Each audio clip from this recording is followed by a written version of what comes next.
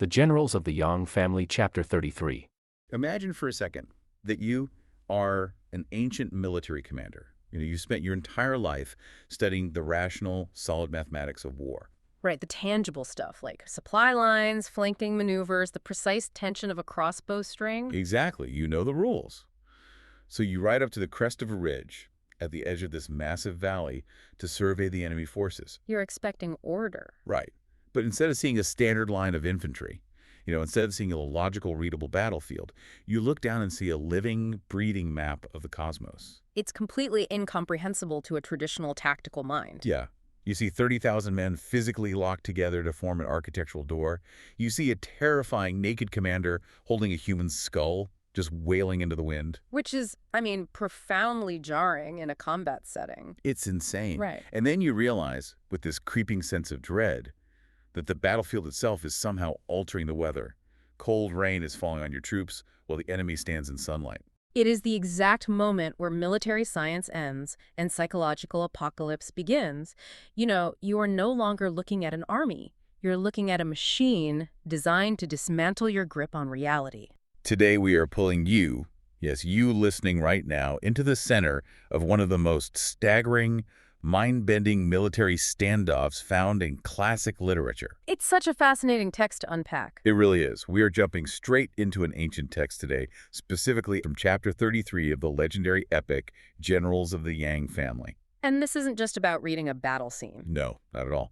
We want to understand what happens when leaders hit a wall, but especially what happens when that wall is a terrifying, multidimensional puzzle. Right, because this text, it's essentially a masterclass in the synthesis of psychological warfare, cosmology, and tactical escalation. Absolutely. We aren't just going to look at the broad strokes of this story, We are really going to look under the hood. We want to examine the exact physical and psychological mechanisms of this array. Like, why was it built this way? And how does it actually function on a logistical level? What does its terrifying architecture teach us about the paralysis of information overload? Okay, let's unpack this. We need to set the scene first. We're at a place called Nine Dragon Valley. It's a massive, sprawling flatland, surrounded by really treacherous terrain. Yeah, and the opposing forces are the Song Dynasty army on one side and the Liao army, the northern forces on the other. And context here is everything. Oh, entirely. You have to understand who is fighting whom. Right. The Song Dynasty is historically a highly bureaucratic, intellectual, structurally rigid society. They fight with heavy crossbows, organized infantry squares, deep supply lines. They expect the world to make sense. Exactly. But the Northern Liao forces are a martial, nomadic culture. They rely heavily on devastating mobile cavalry. That cultural friction is really the bedrock of this encounter. The Song army expects order. They expect a battlefield that makes logical sense according to their manuals. But the Northern forces have a man named Strategist Liu. And, well, Strategist Liu does not care about the Song manuals. Not even a little bit. He isn't just sitting in a command tent drawing lines on a piece of parchment, moving little wooden blocks around. He is terraforming Nine Dragon Valley. Yeah, terraforming is really the only accurate word for it. The scale of the engineering here is the first weapon he deploys. He orders 5,000 cavalry to just start moving Earth. Yeah. They aren't fighting. They're literally just digging. Right, just massive construction right in front of the enemy. They build 72 massive command platforms. He sets up 5 colossal, color-coded altars. He weaves 72 intricate, intersecting pathways through the valley floor. And the text says this takes days. Yeah. I want to dwell on the logistics of that for a second. Think about the sheer amount of dust kicked up into the sky, the noise of 5,000 horses hauling dirt. The logistical nightmare of just feeding those workers while they build the stage for this battle. And put yourself in the boots of the Song army camped across the valley. You are forced to watch this happen. For days, you just hear the pounding of earth, the rhythmic chanting of thousands of men, the literal shifting of the horizon. You see mountains being built where there are plains? Exactly. Before a single sword is drawn, Strategist Liu is establishing absolute dominance. He's altering the physical reality of the space. He's essentially telling the Song army, I control the earth you are about to die on. It's a profound display of power. It really is. Yeah. So to understand how to break an impossible puzzle, you first have to understand how it's built. Right. Let's examine this absolute behemoth of an array from the outside in. We have to start at the front door, the southern approach. The foundation of the intimidation. It's the anchor of the entire structure. Right, so strategist Liu calls upon a commander named Ma Rong of the Jianbei Kingdom to build what they call the Iron Gate Golden Lock Array. And the numbers here are just staggering. Listen to the sheer mathematics of this deployment. Ma Rong deploys 10,000 spearmen just to form the, quote, Iron Gate. 10,000. Yeah.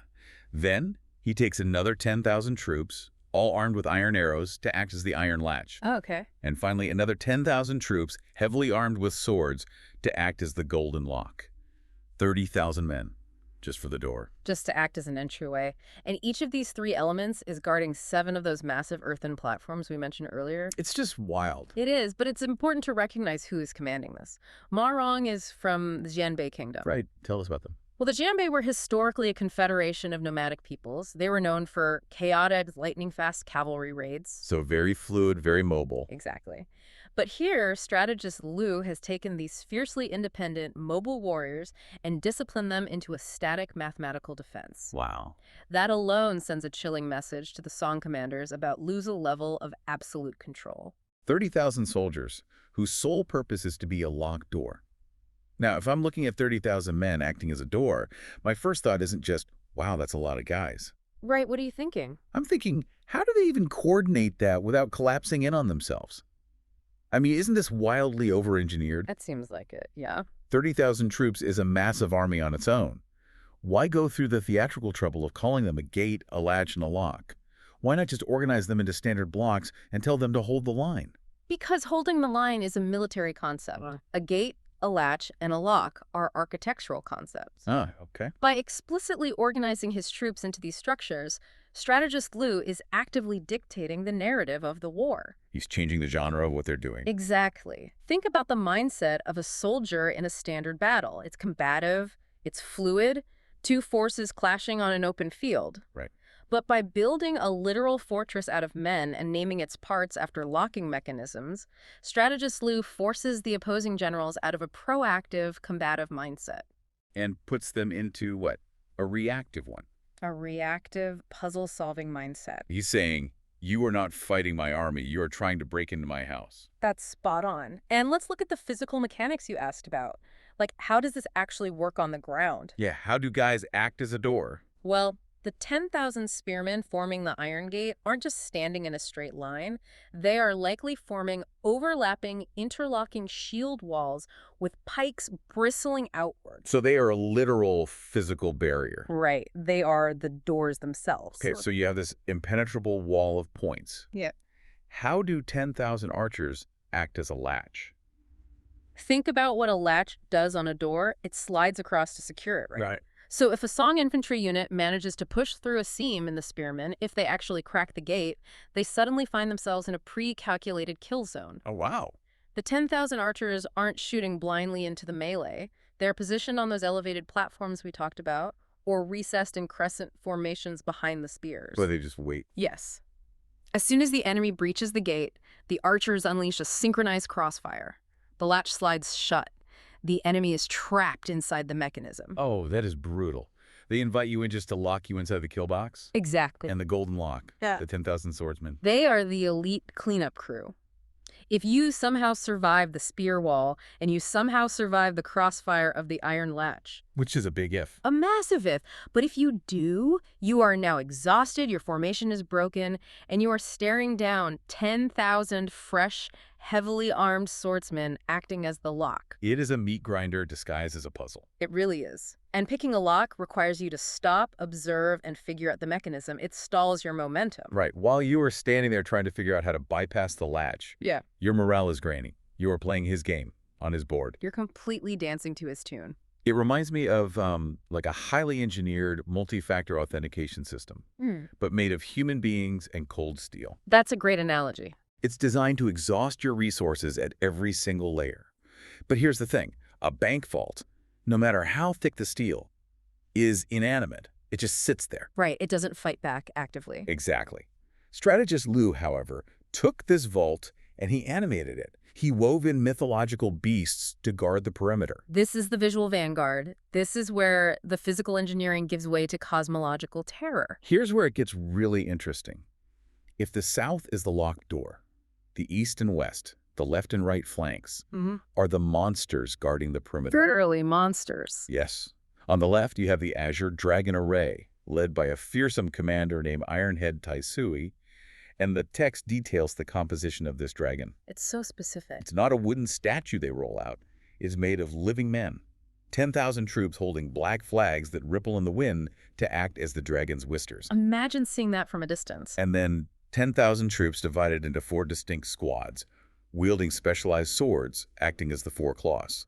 And another 10,000 troops holding shimmering golden spears, specifically designed to simulate the dragon's scales.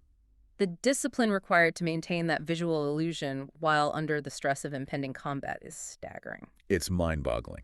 And on the right flank, the west, you have the White Tiger Array, led by Su Heking. Also made of men. Right. 10,000 swords acting as the tiger's teeth, 10,000 short spears acting as its claws. And framing the front and back, completing the whole perimeter, you have the vermilion bird and the black tortoise. Each with 10,000 troops, acting in a massive pincer formation. I was trying to picture this, and it's like, you know those incredibly elaborate card stunts they do at massive stadium halftime shows? Oh yeah, where they flip the boards? Yeah, where thousands of people flip colored cards perfectly in sync to make a moving picture. I do, yeah. The level of choreography is immense. It's like that, but lethal. It's a stadium card stunt, where the props are deadly weapons and the picture is a mythical beast meant to kill you. Right. But I have a mechanical question here. How does a guy pretending to be a dragon scale actually fight?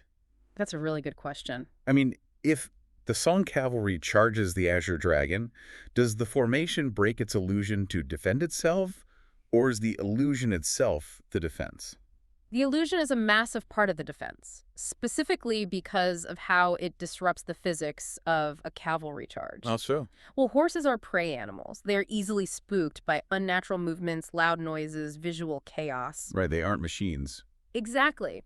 Imagine you are a Song cavalryman charging the left flank. You aren't seeing a standard block of spearmen bracing for impact. You're seeing a monster. You are seeing 10,000 black flags undulating in a coordinated wave, creating a massive serpentine movement. It would look like the ground itself is writhing. Precisely. It creates a dizzying optical illusion. The horses will naturally balk, they will pull up, they will veer off course. So the charge just dies. The cavalry charge loses its kinetic energy before it even makes contact, and those 10,000 golden spears acting as scales. In the sunlight, that is a blinding, shimmering wall of glare. It physically disorients the charging riders. They can't pick out individual targets. They just see a blinding, shifting beast. So the theatricality isn't just for show. It's a literal physical deterrent. The visual coordination blinds the enemy. And it solves a massive logistical problem for strategist Liao, too. What's that? Friendly fire. Oh, interesting. Yeah, when you have an army of hundreds of thousands of men in a confined valley, the chaos of battle often leads to units turning on each other in the dust and confusion. It's hard to tell who is who. Exactly. But by having such strict, cohesive visual organization, I mean, everyone on the left flank knows they are a golden scale of the dragon. Everyone on the right knows they are a tooth of the tiger. You completely prevent units from bleeding into each other. Right. You maintain perfect command and control. That makes a lot of sense. Right. But there's a deeper layer here, too, isn't there? Like the specific beasts he chose. Yes, absolutely. What is truly fascinating about this visual terror is the cosmological significance behind it. Right, it's not random. Not at all. Strategist Liao isn't just picking scary animals out of a bestiary. The azure dragon of the east, the white tiger of the west, the vermilion bird of the south, the black tortoise of the north, these are the 4 symbols. Okay, what do they mean? They represent the 4 cardinal directions in ancient Chinese constellations and cosmology. So he's literally building a map of the stars on the valley floor. He is bringing heaven down to earth. By surrounding his army with these specific cosmologically significant formations, strategist Liao is implicitly claiming that he controls the universe itself. Wow. He is telling the Song army, I have captured the stars. The natural order of the cosmos is fighting for me. That is a terrifying message to send to a weary soldier who, grew up looking at those exact constellations. It's deeply demoralizing. It dehumanizes the Liao army in the eyes of the Song. You feel like you are no longer fighting a messy, mortal group of men, but a unified, divine monster. It strips away the enemy's belief in their own agency. I mean, you can train your whole life to beat a swordsman. You cannot train to stab a constellation. Man, that's wild. Okay, so if the outer edges of this massive array are guarded by the locked doors, the stars, and the mythological beasts, The center must be heavily guarded. right, the center must be reserved for the ultimate authority. If you manage to survive the iron latch, and you don't get blinded by the dragon scales, you reach the core. Which is something else entirely. It brings us to what I can only call the theatrical heart of the heavenly array. The command center. And it defies all conventional military logic. It is just bizarre. In the very center, on the highest of those 72 platforms we talked about, sits the golden dragon crown prince. Okay. But he is not dressed as a general giving orders. He is entirely role-playing as the Jade Emperor, the supreme deity in Chinese theology. It's a bold move. They have built a replica of the heavenly Tongming palace for him to sit in. Next to him, a woman named Madame Dong is posing as the Old Mother of Mount Li, another major ancient deity. They have essentially constructed a divine court in the middle of a war zone. And it gets even more intricate. Surrounding them, you have 10,000 elite troops wearing specific blue, yellow, red, white, and black uniforms, acting out the roles of the Four Dipper Star Lords. Wow.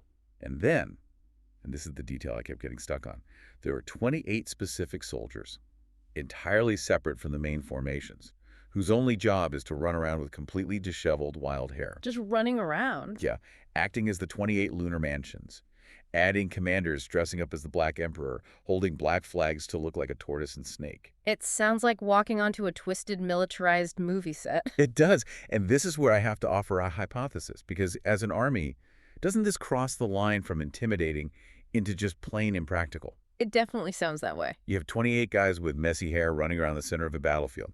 My thought is they can't just be out in the open, right? No, definitely not. Are these 28 guys with wild hair just running around unprotected, or are they behind a massive shield wall while projecting this visual? Because if the enemy breaches the gates, how does a guy pretending to be a moon phase stop a heavy cavalry charge? It's a crucial question, and your hypothesis is largely correct. They are not the defensive line. Okay. They are the atmospheric pressure inside an incredibly heavily defended sanctum. Well, I like that phrasing. The center platform is ringed by those 10,000 elite troops representing the Star Lords. Those are the heavily armored guards forming the actual shield walls. So they're the real muscle. Right. The 28 soldiers representing the lunar mansions, the crown prince playing the Jade Emperor, they exist within concentric rings of absolute protection. Their purpose is not kinetic combat. What is it then? Their purpose is the absolute centralization of command wrapped in divine right. Are you saying he's essentially using these different religious icons like a hacker uses different coding languages to find a backdoor into the soldiers' minds? That is an excellent way to put it, actually. Yeah. By placing the quote-unquote Jade Emperor at the absolute center, strategist Liu is shifting the moral parameters of the battlefield. Okay, explain that. If you are a Song general and you order your men to fire a volley of crossbow bolts at that center platform, you are no longer just ordering an assault on an enemy command post. Right. You're ordering your men to shoot arrows at the physical manifestation of the Jade Emperor. You are firing at the supreme god. Oh, wow. The psychological weight of that in a deeply religious era would be paralyzing. Exactly. It elevates the conflict from a territorial border dispute between two nations into a cosmic holy war. He's forcing them to commit sacrilege. Strategist Liu is weaponizing taboo. He is daring the Song army to commit a mortal sin against the heavens in order to win a battle on Earth. And those 28 soldiers with the disheveled hair, what's their deal? Well, in ancient shamanistic and Taoist rituals, disheveled hair is a symbol of channeling divine or chaotic energy. Oh, interesting. It's a trance state. When the Song soldiers see that, they hesitate. They wonder, what if they really do have magical backing? What if I'm damned for eternity if I strike? He is creating a hesitation cascade. Yes. Because if the frontline troops hesitate out of fear of damnation, the entire formation behind them crumbles. Precisely. The theatricality is a psychological shield that is thicker than any iron gate could ever be. That is incredibly manipulative. I mean, playing God is one level of psychological warfare. Mm-hmm. But as we dig deeper into the text, we see that strategist Liu's array doesn't just stop at majestic gods and shining dragons. No, it goes much, much darker. It delves into much darker, more visceral terrors. This isn't just about awe. It's about revulsion. It's the descent into extreme sensory and psychological horror. Because this array utilizes what the tech portrays as forbidden dark magic. And I want to be very clear for you listening, we're looking at this purely through the lens of the historical fiction. Right, we're just reading the blueprints. Exactly. This is how the author chose to establish the absolute peak of tableau and malice to show what the heroes are up against. We aren't making a moral judgment, just analyzing the facts of the text to understand the architecture of this terror. It is the ultimate escalation of ancient warfare, really. It's designed to completely break the enemy's mind before they can even draw a weapon. Right. So we have the cosmic bodies represented in the array. A commander named Shao Talon is dressed all in red, representing the sun. Okay. But then you have a female commander, Yellow Kongnu, representing the moon, or more specifically the demon star, the moon comet. The dark side of the cosmos. And the text describes her standing completely naked under a massive flag holding a human skull. Wow. And her entire role in this massive military machine is to weep loudly and wail at the enemy army. The sheer dissonance of that image on a battlefield is stunning. It's so unsettling. In an environment defined by armor, discipline, and steel, you have absolute vulnerability and macabre grief. It is shocking, but it gets even darker. How so? Princess Danyang leads 5,000 troops wearing 5 colored robes, accompanied by 500 barbarian monks, and they form the Labyrinth Array. A labyrinth of men. Right, and here's the crucial, horrific detail the text provides about this labyrinth. To power it, to give it its dark aura, they secretly took 7 pregnant women, buried them upside down under the command flags with the express magical intent to drain the spiritual energy of the enemy forces. It is a staggering detail, and it taps into the deepest, most primal fears of the culture. It's horrifying. It really is. In ancient Chinese cosmology, the disruption of life, the inversion of the natural order, burying life-bringers upside down in the earth creates immense spiritual pollution. It taints the whole area. Right. It generates a localized zone of absolute yin, of death and stagnation, intended to snuff out the yang energy, the vitality and courage of the charging song soldiers. It's the ultimate corruption of the earth itself. They are standing on poisoned ground. Exactly. And strategist Liu combines that dark magic with an overwhelming sensory assault.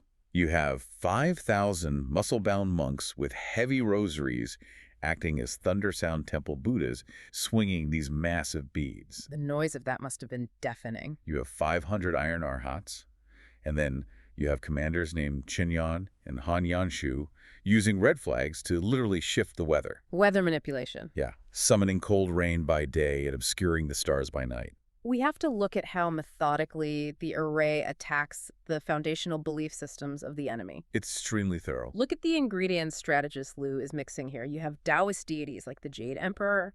You have Buddhist arhats and monks from the Thunder Sound Temple. Right. You have cosmological astrology with the stars and planets. And then you have horrific, forbidden dark magic with the buried women and the weeping, naked commander. It's a blender of everything terrifying. He is taking every single spiritual, religious, and superstitious framework that a person in that era might hold dear and twisting it into a weapon against them. He leaves them with no psychological safe haven. If you pray to the Taoist gods, the Jade Emperor is over there. If you pray to Buddha, the arhats are swinging rosaries at you. Exactly. It is cognitive and spiritual overload. And regarding the weather manipulation, how does an ancient army actually do that, practically speaking? Well, practically speaking, it involves massive smudge pots burning damp green wood to create localized fog and block out the stars. Oh, so making their own weather. Yes. It involves an intimate knowledge of the valley's microclimate, knowing exactly when the temperature will drop and the rain will fall, and timing the shifting of your flags to make it look like you commanded the sky to open up. So they aren't actually summoning rain. They are just incredible meteorologists putting on a magic show. Yes, but to a terrified song soldier freezing in the mud while the enemy stands on dry platforms, the distinction doesn't matter. Right, the reality is what they perceive. The psychological reality is that the enemy controls the heavens. How do you fight an army that controls the weather, mocks the gods, corrupts the earth, and commands the stars? You feel like you've already lost before you even draw your sword. The sheer density of the information is paralyzing. It really is. Which brings us to the natural question. If you are a song general staring down a mathematically perfect, weather-controlling, taboo-breaking meat grinder. What is your first order? How on earth do they respond? This is where the narrative gives us one of the most brilliant lessons in leadership and restraint found in military literature. Really? Tell me about it. We shift our perspective to the Song Dynasty camp now. Right. The northern commanders, feeling very confident in their apocalyptic machine, send a formal challenge across the valley. Basically, come and break our array. They're baiting them. The Song commanders, Wang Quanji and Li Ming, ride out to the edge of the flatlands to take a look. And they are met with this monolithic, shifting world of flags, beasts, wailing commanders, and terrifying magic. Just a wall of nightmares. The northern commanders ride out and start taunting them. The text says they shout, "If you want to fight with martial arts, let's fight. If you want to fight with intellect, try to break this." The bait is dangled perfectly. It is a direct challenge to their honor and their masculinity. And here's the incredible part. Rather than engaging, rather than letting his ego take the wheel and shouting, "Sound the charge, show them what song steel can do," Which is what most generals would do. Wang Quanji looks at the array, looks at Li Ming, and essentially says, "Nope, we can't beat this today." He just walks away. He admits defeat right there on the ridge, in front of his men and the enemy.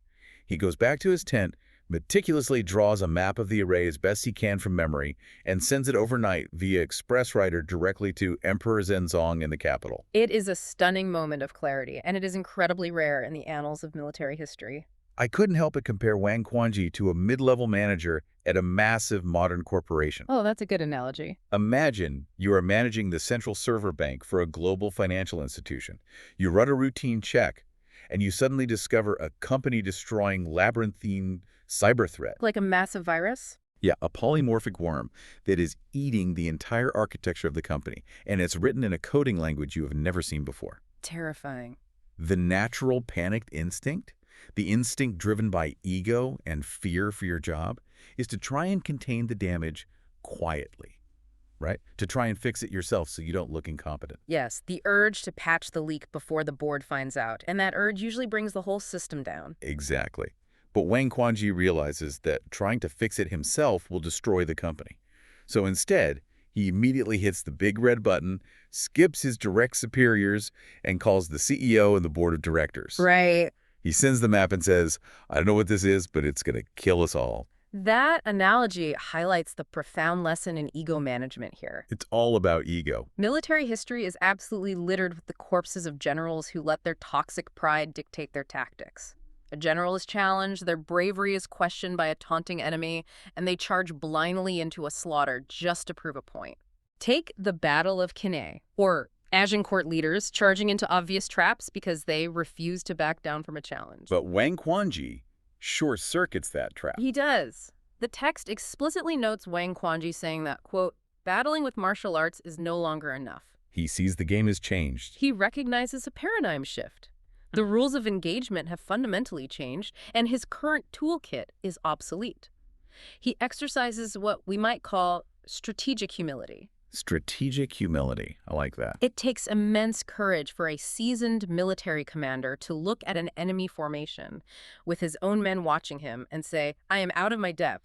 If I order an attack, you will all die." It saves tens of thousands of lives in that single moment of restraint. By pausing, he prevents a massacre. He reframes the problem. He realizes this is no longer a local border skirmish. It is a structural, existential crisis that requires highly specialized tools. So the express rider gallops through the night, and the map arrives at the capital. You can imagine the scene in the imperial court. Utter panic, probably. The emperor unfolds this hastily drawn map. All the brilliant civil and military officials gather around, adjusting their robes, ready to solve the problem. And nobody knows what they're looking at. Blank stares. The greatest minds of the Song Dynasty are completely baffled by the sheer complexity of strategist Liu's design, which leads to the summoning of the ultimate specialist. When the general practitioners are stumped, you call in the world's leading surgeon. The famous minister Kuzun steps forward and tells the emperor, "There is only one person alive who can understand this array. You need to recall Yang Lulang from the Three Passes." The man who has spent his life decoding northern military strategies. So he's the guy. If strategist Liu is the architect of the apocalypse, Yang Lulang is the only man with the blueprint to defuse it. The emperor agrees immediately and sends the order. But the text makes a very specific point about how Lu Ling travels to the front lines. Right. It's not quiet. In the past, when Lu Ling moved around the empire, Yeah. he often traveled in secret. He moved quietly with a small retinue to avoid detection and maintain operational security. Standard special ops kind of stuff? Right. But this time, it is the exact opposite. He travels with immense, undeniable fanfare. He leaves his deputies behind to guard the passes. He takes 22 top commanders with him. It's a massive parade. The text explicitly calls this the open departure from the three passes. The Empire is signaling its strength. They are broadcasting to the Liao army, we are bringing our biggest gun. It's a counter-move in the psychological war. So the parade marches across the country, and Lu Ling finally arrives at the front. Wang Quanji is overjoyed.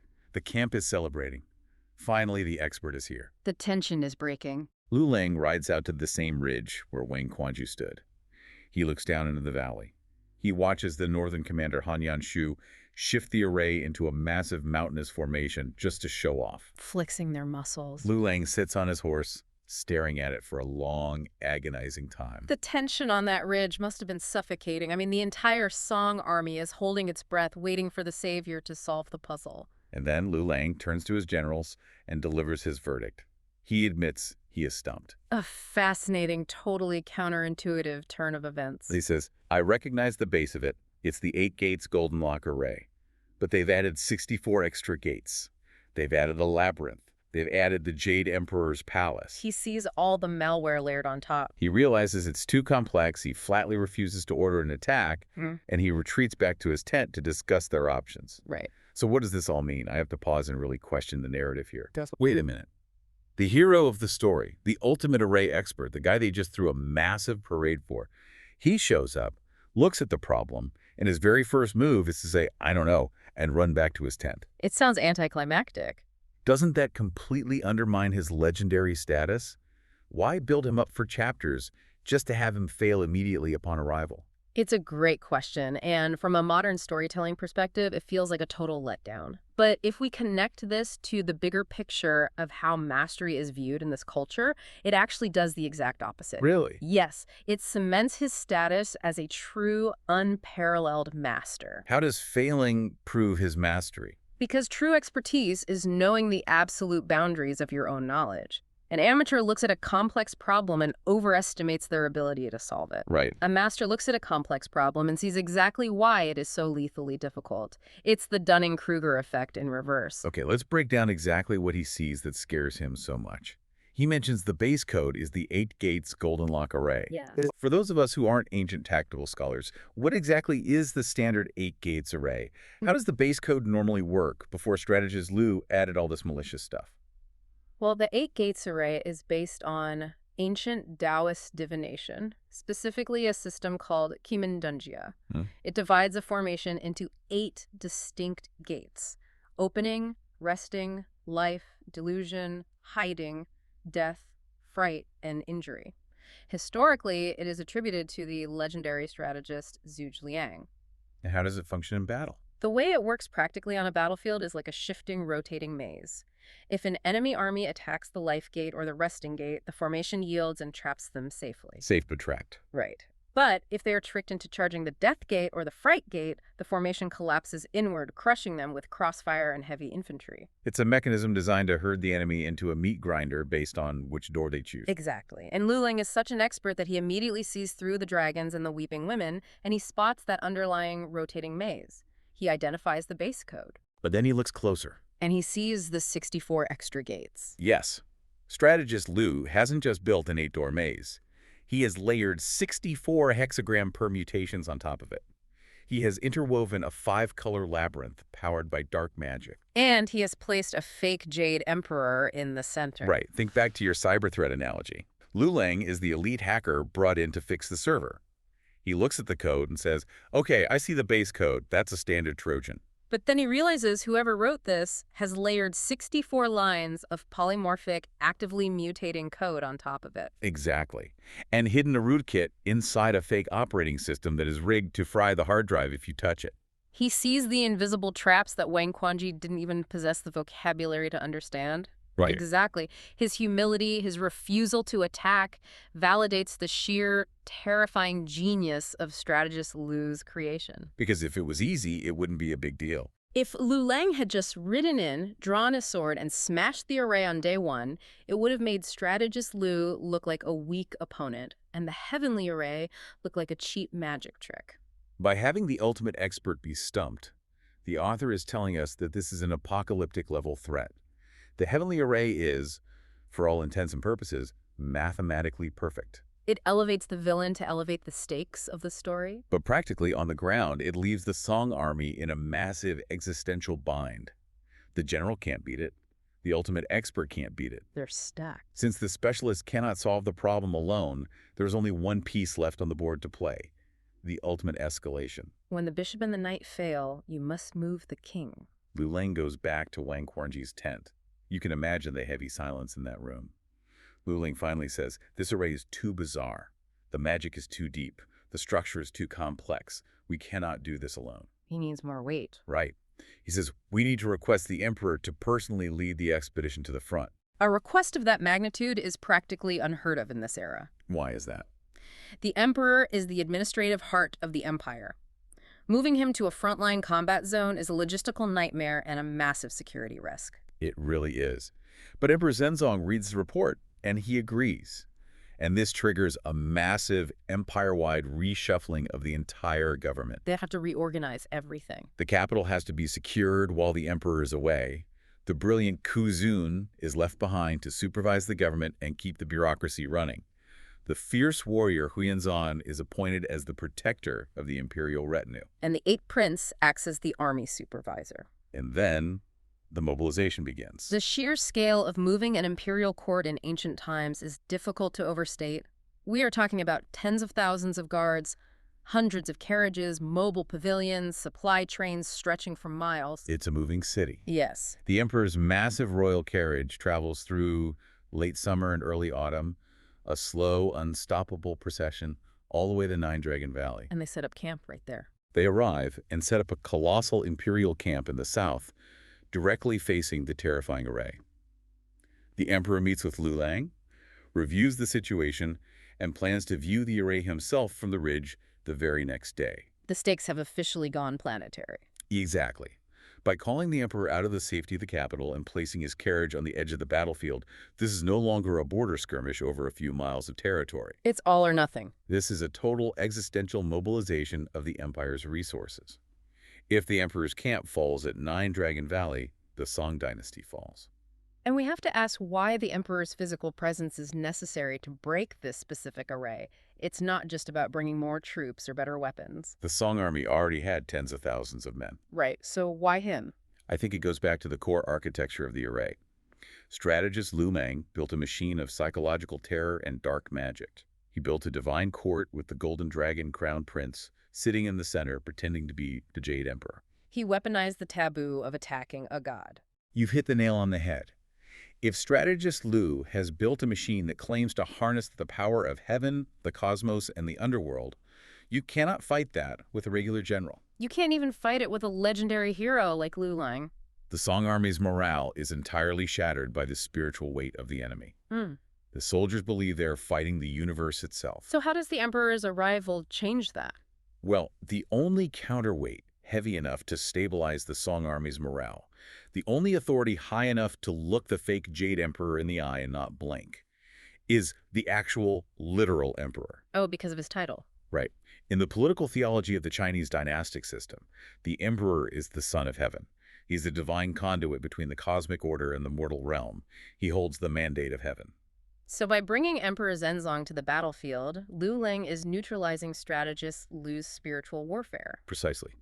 It becomes a battle of ultimate authorities. It is the theatrical magic of the fake Jade Emperor versus the very real, tangible imperial mandate of the Son of Heaven. It breaks the illusion. When the Song soldiers look at the center of the array and feel the terror of the cosmic magic, they can now look over their shoulder and see the yellow canopy of the Emperor's carriage. The presence of the emperor breaks the psychological spell. It tells the soldiers the true authority of heaven is standing behind you. That is incredible.